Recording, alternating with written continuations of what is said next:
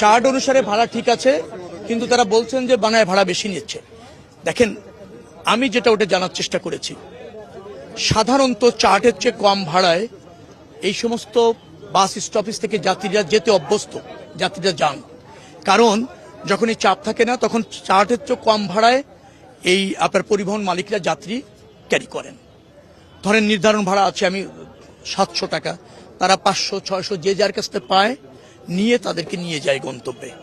এখন এসে তারা চার্টের যে ভাড়াটা সেটা নির্ধারণ করা হয়েছে, কারণ সেটা নির্ধারিত ভাড়া। ওই যাত্রী ওই কম ভাড়ায় যেতে সে কিন্তু অভ্যস্ত, মাঝে মাঝে 100-200 টাকা সে কমে যায়।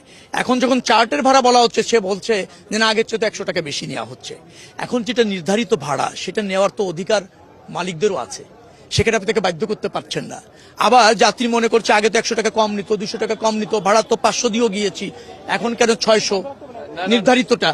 নির্ধারিত ভাড়া ঠিক আছে, কিন্তু যাত্রীর কাছে বেশি মনে হচ্ছে। এইটা যাত্রীরা কম ভাড়ায় যাওয়ায় অভ্যস্ত বিধায় অধিকাংশ সময় বা কোনো সময় তার কাছে মনে হচ্ছে যে আগের শেষে 100 টাকা বেশি দিচ্ছে, কিন্তু কোনো অবস্থাতে সে নির্ধারিত ভাড়ার বেশি এটা হচ্ছে না।